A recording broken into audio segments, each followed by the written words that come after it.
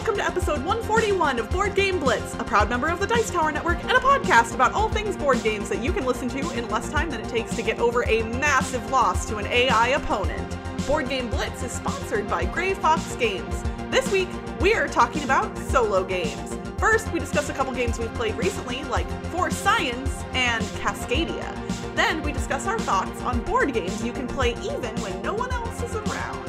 And now, here are your hosts, Ambie and Crystal. Recently, I got a review copy of For Science, which is a 2021 game designed by R. Eric Roos and published by Gray Fox Games, which is our podcast sponsor. So we love Gray Fox. Yeah. So they sent me a review copy of For Science, it was a Kickstarter, and I think it's currently on pre-order. So it's not out yet. I think it's like shipping to backers. Some of them have been shipped and stuff like that. But anyway, For Science is a real-time cooperative dexterity game. So you might know that I like real-time cooperative games, which is why I wanted to get this review copy. Yes, these are genres that you do tend to enjoy quite a bit. Yeah. So yeah, I have a whole real-time cooperative game shelf. Yeah. So in For Science, you are scientists trying to discover cures to different diseases and then research enough to make a universal vaccine that like cures all the diseases. But like the way you do this is, well, there's lots of different parts actually. The big part is like there's these building blocks, like actual blocks of wood, like literally building blocks that you're building these designs to be like cures of diseases and stuff. So there's different things. You have design cards and you play them down, and they have the different colors of blocks, which are different shapes. And they say like, oh, they have lines that connect to the next cards and stuff. So you have like a blue block with a line to a green block. That means they have to be touching. And like only the ones on the bottom can be touching the table. So it doesn't matter what orientation you put them in. They just have to be touching the ones that they're touching on the card that the lines are connected to. And they can't touch the ones that they're not connected to. So after you make this design, you have to build it, and it goes like up from the table. And then you can't like hold on to it while it's being verified, because other people verify everything. So like you do something and then someone else has to verify, just like in science. Yeah, you gotta get your work checked. Yeah. So like that's how you do stuff. You design cures for vaccines and stuff, and then you get, when you've successfully completed that, you get microscopes or books, which is like a currency that you spend immediately to get these tiles, these little cardboard tiles, which are triangle base shapes. So there's like the triangle and then like a trapezoid and bigger things that are like basic triangle diamond things. But those you have to put together as puzzle pieces. They have different colors on each edge, and you have to like match up color to color every time you put it together. And you want to make enclosed shapes that have icons in them, and those icons are how you win the game. So you need like X number of icons in that enclosed puzzle piece shape. So there's a lot of stuff going on. And this is all real time. So you're like building the designs with these cards. The diseases come out. You're building designs for the diseases. You're building it up with the blocks, and then you're getting these puzzle pieces to put together and make the universal vaccine. And then each person also has a special power, and those like improve as you get more points, because you put up the points make you go up these tracks that like improve your special powers. So basically, as you do science, you get better at science. Yeah. And the whole game takes 15 mintes, so there's a 15-minute timer. Yeah, so it's very hectic. What? Well, a real-time game hectic? I don't believe it. I'm shocked, I tell you. Yeah, so I've played it twice at 6 players, twice at 4 players, and twice solo. I actually played it on stream solo this last week, and I'll link to that in the show notes. With solo, it was actually easier because I didn't have to verify things. You just verify your own stuff. Yeah, you can just do bad science all day and nobody's going to check you on it. No, well, I mean, it has to be correct still, but... you don't have to wait for verification. Yeah, you don't have to wait for verification. And then also, like, in multiplayer, sometimes people, like, start building the same thing because they didn't realize, like, someone else was working on it. So there's none of that in solo. So, like, in solo, I actually won both times pretty easily. But in multiplayer, it was harder. Yeah, so we ended up splitting up jobs kind of in multiplayer, because another thing when there's more players, there's only a set number of blocks. So if a lot of people are trying to build designs at once, like you run out of blocks. One time a couple of people had a lot of yellows in their design, so then we just ran out of yellow blocks and no one can build anything. So in multiplayer, like there's sometimes there were times where I couldn't do anything because I'm just waiting for other people. So I didn't like that part that much, like the splitting up of jobs and not being able to do something for part of the game. Like in a real-time game, I don't really want that to happen. Yeah, you don't want downtime. Yeah. Like that's not what you're playing a real-time game for. Yeah. But with solo, I was just doing everything all at once. Or not all at once, but like I was doing everything, so there was no downtime for it. But I also won pretty easily. So I think I'd have to ramp up the difficulty. But there's a lot of things to ramp up the difficulty. There's like event cards that you can add. You can change the labs that you have. There's a lot of stuff. And then there's different characters that you can play as, and some are more difficult than others. So yeah, I think I would like this better at lower player counts. Even at 4 players, it was still, because of the breaking up of the abilities too, like some people just focused on building and other people were doing other things. So we didn't really, it was like distinct games kind of. So yeah, I think I would like it at like maybe 3 and less because even at 4 player, it was still kind of like some people were building and some people weren't building at all. So, but the building was pretty fun. And I like the puzzle part. I like puzzles. And yeah, the building can be kind of hard though. Like, because the building blocks are weird shapes. And so sometimes like, you make a design and then you can't actually build it to make the things touch without them falling over. So you can like rearrange it, and that can get hectic. But that was pretty fun. And it's like big chunky blocks. The box is huge. So yeah, I'm not sure like how much more I'm going to play it because Toby didn't really like it. So we might not keep this game. Well, we'll talk more about like how often I play solo games later in this episode. But yeah, it takes up a lot of shelf space. So for a game, you want to like really love it probably. But yeah, so I think it's worth trying out and probably better at fewer players. So that's for science. I know that I don't like real-time cooperative real-time cooperative games as much as you, but I do enjoy them sometimes. Mm-hmm. But I think for me personally, I do also tend to enjoy those games more with fewer players because I'm a high-strung person, like just my baseline. So like real-time games can be incredibly stressful for me. Fun, often, like that stress can be enjoyable in small doses. But like, I think for me, I have found over the years that when I play a game that, like is like 6 players in that kind of a setting, like Space Team, I think would be a good example. Like there's too many people for my brain to like even attempt to focus because I'm yelling at one person while somebody else is yelling at me, and like it's just like too much. So I'm okay with the stress, but like when it's coming from 5 different directions around me, I'm just like no. So I think for this one I probably would enjoy it at the smaller player counts too. That would be my guess. Yeah. Going from something hectic and stressful to something calm and beautiful. The game I'm talking about today is one that you may have heard a lot of people talking about in recent past, and that is Cascadia. Cascadia was designed by Randy Flynn, published by Flat Out Games and also AEG.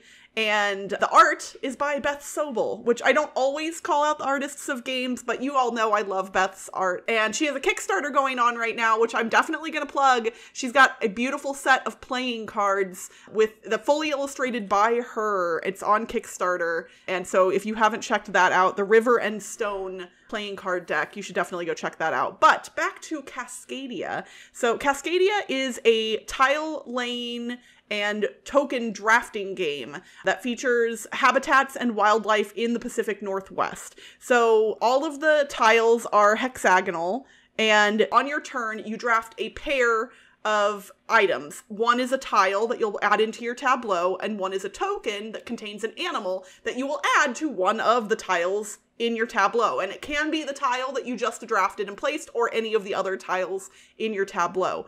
All of the tiles show either 1 or 2 land types, maybe 3, and then a number of animal symbols on top of that. And they all represent different habitats and the animals that live in those habitats. So for like the water or the marshlands, you might find some salmon. For, the woods or the plains, I might be getting the names wrong, but you'll find, like elk or bears, things like that. And what you're trying to do is group the land types together to form large areas of single land types, and also lay out the animal tokens onto these tiles in specific patterns based on what cards were drawn at the beginning of the game.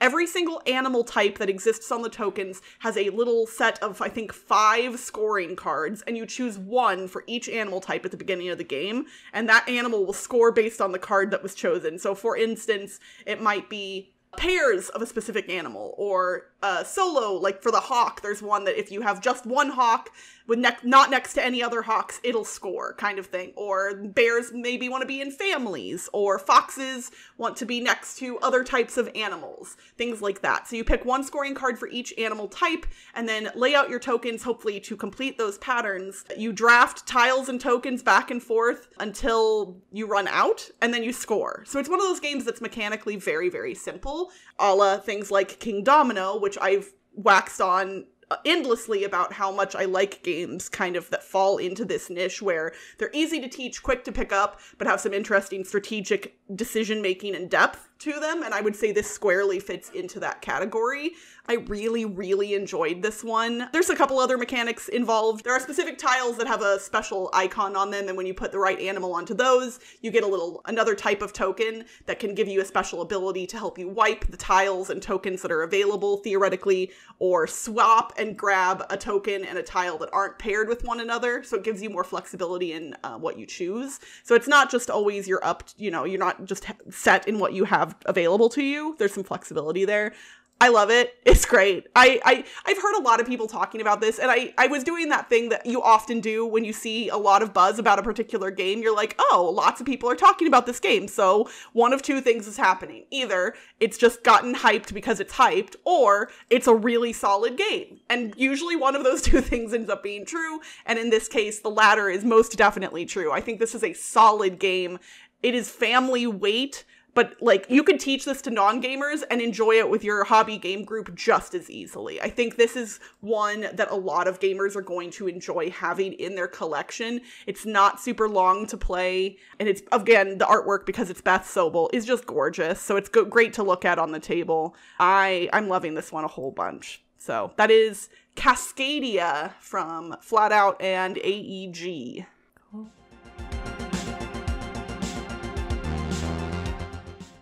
As Ambie mentioned earlier, today's topic is in fact about solo games, which we've definitely mentioned little things here and there over the years, but I don't think we've ever done an episode dedicated exclusively to solo games, at least not that I can remember, but who knows, because my memory is not that good nowadays. I tried to look it up earlier today, and I don't think we have, so okay, it makes sense because before last year, I didn't really play solo games at all. I would agree. While I had played some games solo, it was not a lot.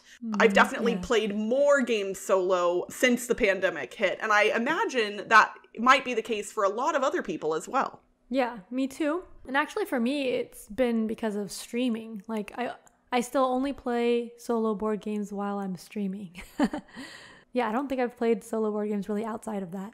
For me, I would say the majority of my solo gaming has either been on stream or in app form. Oh, yeah. Because there are a number of board game apps that have like prominent solo modes, not just like you against a digital AI is a solo play kind of, but I think I'm not counting that in my head quite as much. Like I'm thinking of games that really are just solo, even in app form, but we can get into that in a little bit more detail later. Yeah, I guess I also don't play that many digital games, but that is when I would play solo too.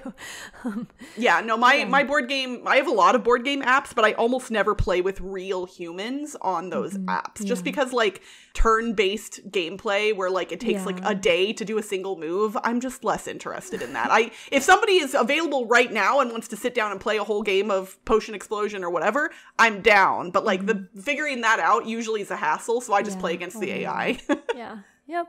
So what have you liked about solo board games? It's interesting because when I was prepping for the episode, I was trying to think, like, is there a specific type of solo game that I'm drawn to? And I don't think there is, because I've played solo games that kind of run the gamut in what they ask you to do.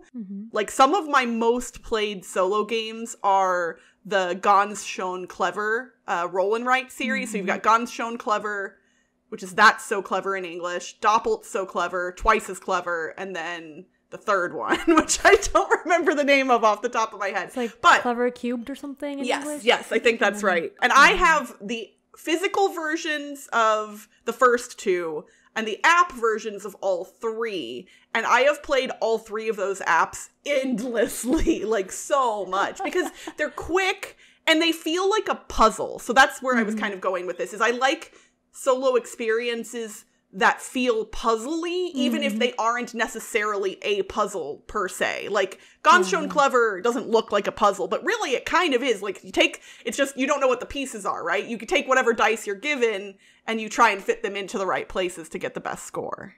Yeah, me too with the puzzle. I'm not a big fan of roll and writes, but in the last year I've been doing a bunch of those free print and plays, and a lot of those are roll and writes because I didn't want to print out a lot of stuff, and roll and writes are super easy to print and play. Yeah. And I was playing a lot of them solo. So like as a solo game, a lot of those roll and writes are very puzzly, and that's why I like them as a solo game rather than multiplayer, because with the multiplayer roll and writes, a lot of times it's just like a solo puzzle kind of. Yeah. So yeah, like I actually was enjoying them more solo.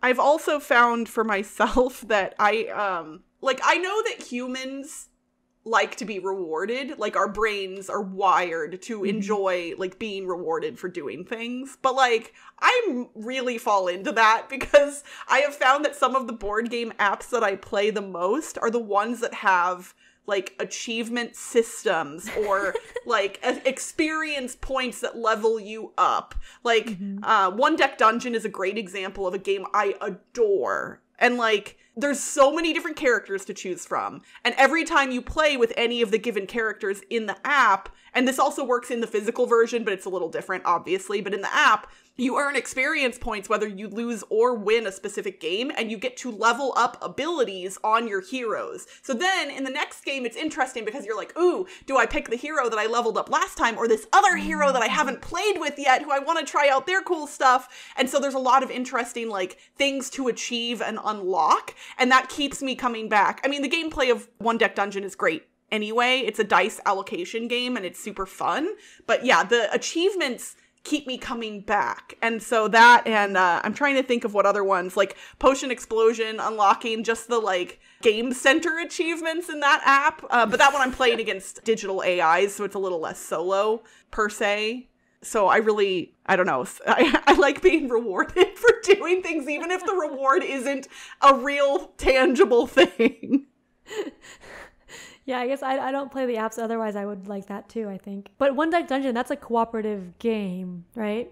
Yes, it is a 1 or 2 player game. Okay. It only goes up to 2 people. And when you're playing with 2, you each control 1 hero. But when you play solo, you can control 2 heroes on your own. So I prefer to play it solo with me controlling 2 heroes. Like, that's my favorite way to play it. The new version that is on Kickstarter right now for One Deck Galaxy has a mode that can go up to 4 players. So that's a differentiating factor between the 2 games, but they're both real good. Yeah, but I was thinking, I was actually talking about this on stream last week because I realized that I was enjoying real-time cooperative games as a solo. But I was thinking, like, I would like cooperative games, I think, as solo plays. Even though I haven't tried many of the cooperative games I have as solo yet, but I'm thinking of doing more in the future on stream because, like, cooperative games, having a solo mode, they're like, it's still cooperative. It's gonna feel like the same game, really. Yeah, like you can fudge, like if something like Pandemic, for instance, like you can just play that game exactly as it would be at 2, 3, or 4 players or whatever. You can control all the characters and just play it solo. So like cooperative games are really they work well for that. Yeah. Whereas like I'm less inclined to try a multiplayer or like a competitive game that has like a solo mode because it'll feel very different, because part of like what I love about multiplayer competitive games is like the interaction with other players, Whereas with an AI, it wouldn't feel the same. Right. No, that's true. I will admit, there are some times where I kind of like playing against easy AIs, so I can I almost guarantee myself a win. You know, it's like a fun little ego boost, and you don't feel bad about beating a real human.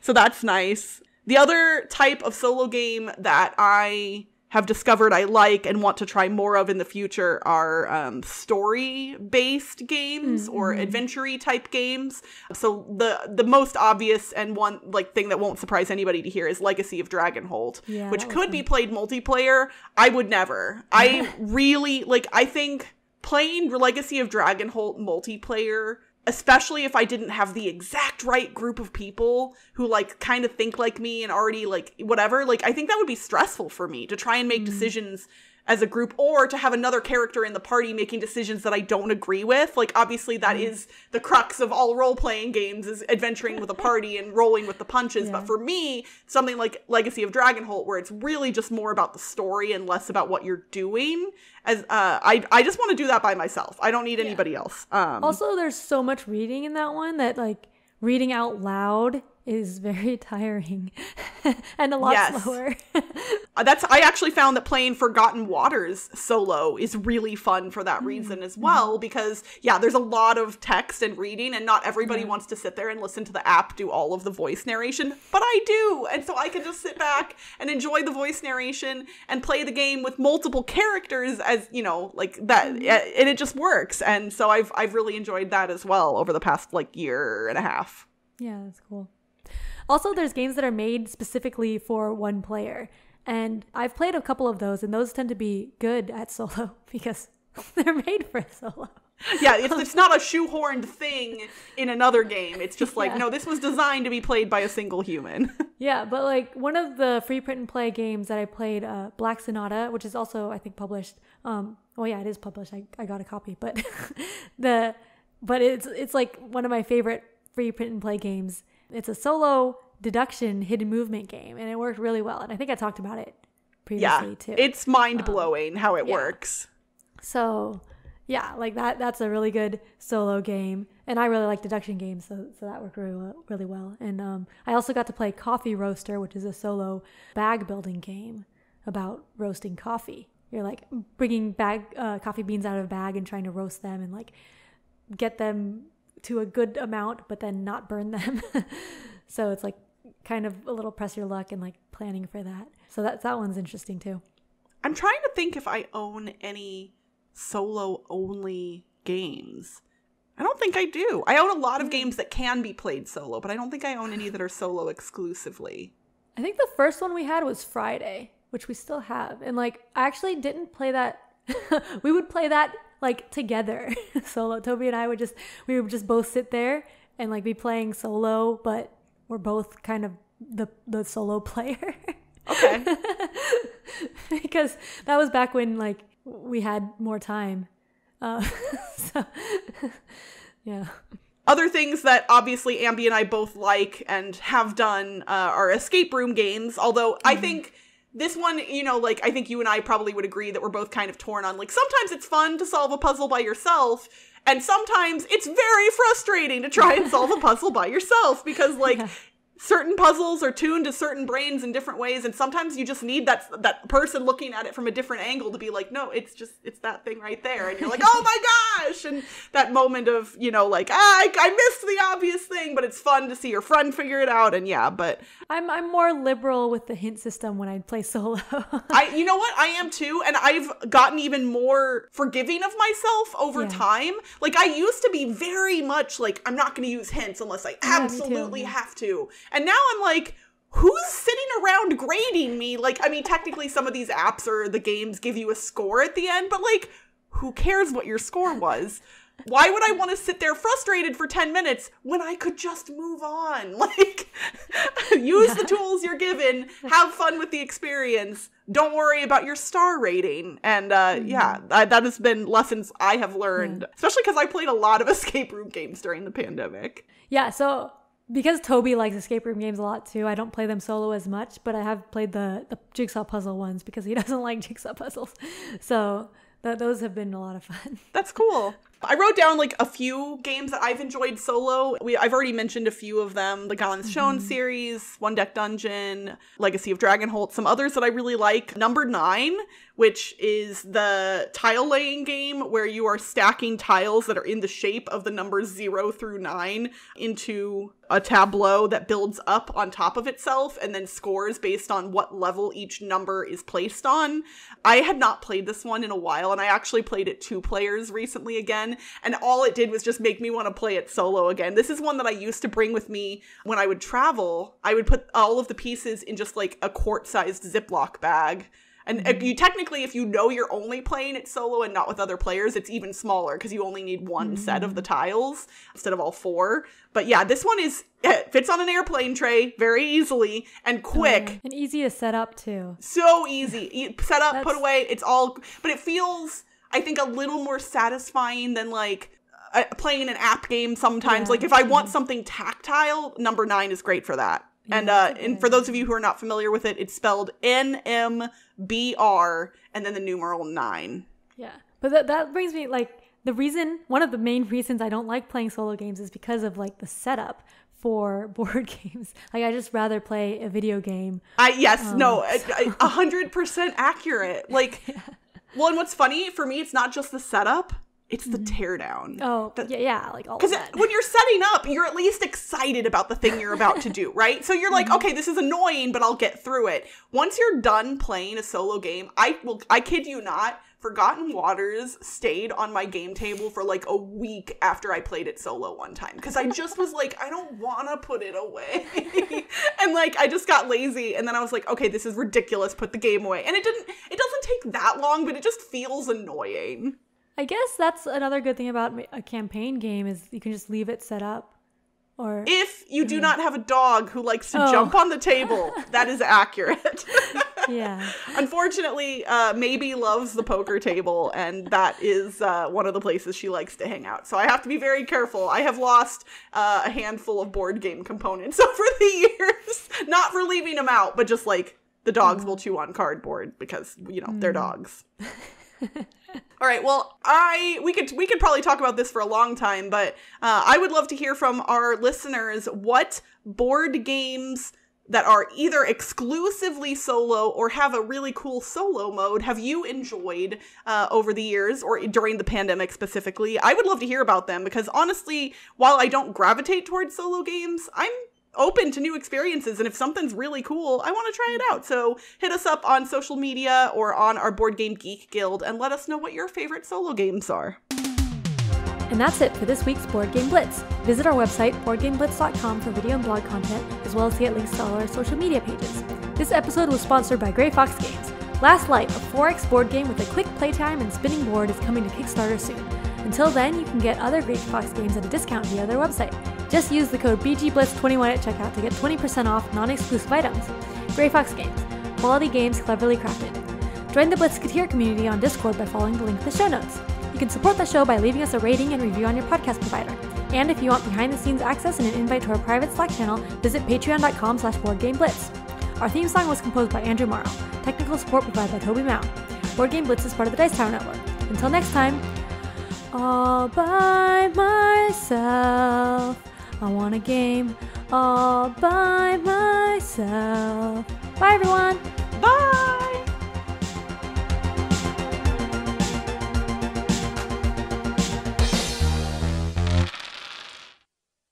Well, going from something strectic and I just said strectic and hessful instead of hectic and stressful. The stress is getting to you. Oh man, that's a new one. That's new. Strectic and hessel? Like, it's not even like they're easier to say that way. Well, okay, I guess I'm in the bloopers today, so. All right. As Ambie, I know, today, I don't know what the thing is. I can't, my brain, who knows? It's just a mess. Man, the bloopers are going to be lit. They're going to be so good this week. I'm going to listen to the heck out of our bloopers. Yeah, I don't think we had any bloopers last time, so We're making up for it. Yeah, we are. Ambie and Crystal. Go out to my I don't know what happened to my throat.